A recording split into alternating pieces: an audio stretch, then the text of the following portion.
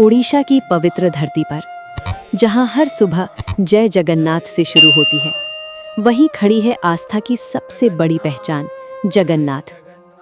एक रसोइया जिसे अपने हाथों के स्वाद पर घमंड था। उसे लगता था 56 भोग मेरी वजह से है। लेकिन उस रात जब 56 भोग भगवान के सामने सजा, दीपक की लौ कांपी, थालियों से निकली रहस्यमयी रोशनी और उसके सामने खुल गई भगवान की अद्भुत लीला। क्या सच में भगवान भोजन खाते हैं या वो भक्तों का प्रेम स्वीकार करते हैं? जब सूखा पड़ा, जब भोग अधूरा रह गया, तब मंदिर में हुआ एक ऐसा चमत्कार जिसने तोड़ दिया उसका अहंकार।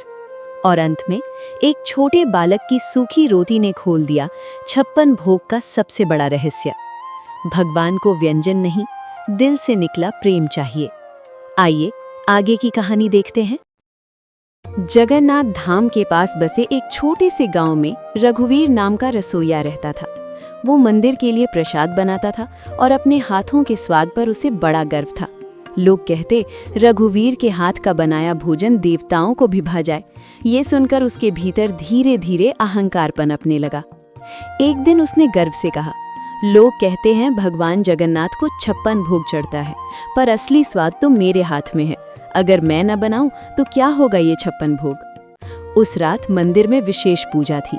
56 भोग का विशाल प्रसाद बनना था। खिचड़ी, दाल, मीठा पायस, लड्डू, मालपुआ, सब्जियां, साग, खाजा। रसोई में घी की सुगंध तैर रही थी, पर रघुवीर के मन में भक्ति नहीं, बस अपनी प्रशंसा की इच्छा थी। जब भोग तैयार हुआ और भगवान के सामने रखा गया, तभी अचानक दीपक की लौ कांपने लगी। हवा स्थिर थी, फिर भी थाली में रखा एक लड्डू अपने आप लुढ़ककर भगवान की मूर्ति के चरणों तक जा पहुंचा। रघुवीर सिहर उठा।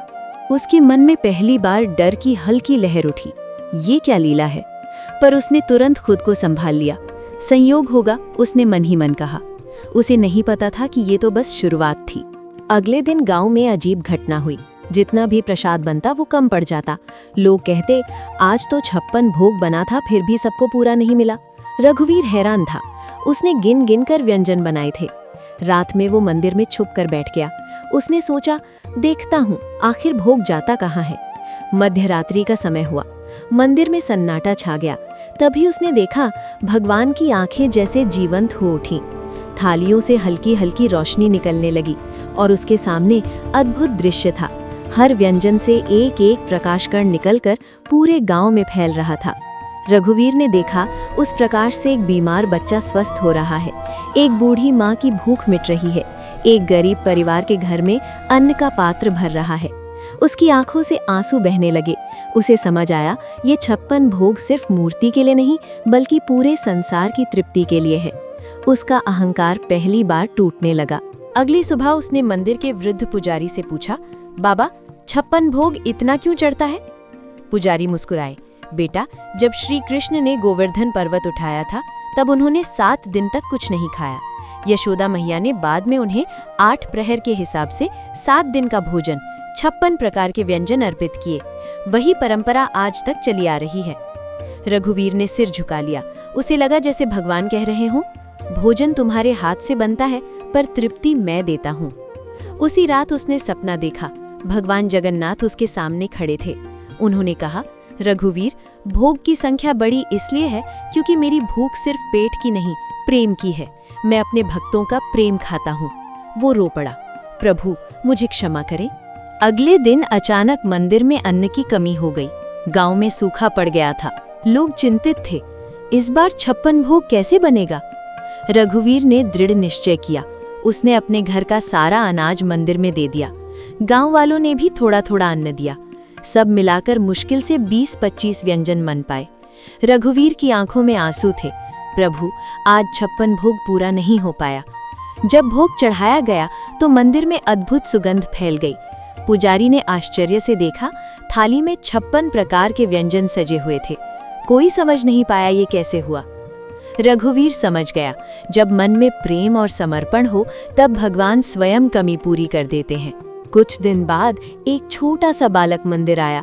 उसके कपड़े फटे हुए थे और हाथ में सिर्फ एक सूखी रोटी थी। वो धीरे से भगवान के सामने आया और बोला, भगवान, मेरे पास बस यही है। उसने रोटी भगवान के चरणों में रख दी। उसी क्षण मंदिर में घंटियां बजने लगी। वातावरण में अद्भुत शांति फैल गई। रघुवीर ने देखा भगवान की मुस्कान उतनी ही मधुर थी जितनी 56 भोग के समय होती थी। उसके दिल में एक बात हमेशा के लिए बस गई, भगवान को व्यंजनों की संख्या नहीं, भक्त के दिल का प्रेम चाहिए। उस दिन से रघुवीर हर व्यंजन बनाते समय एक ही प्रार्थना करता, प्रभु इसमें मेरा स्वाद नहीं, आपका आशीर्वाद हो। और तभी से मंदिर की रसोई में बनने वाला हर कौर केवल भोजन नहीं, भक्ति बन गया। अगर आप लोग को ये कहानी अच्छी लगी हो तो वीडियो को लाइक करें, चैनल को सब्सक्राइब करें ताकि हमारी वीडियो आप सभी तक सबसे पहले पहुंच सके। Thanks for watching videos. जय जगन्नाथ।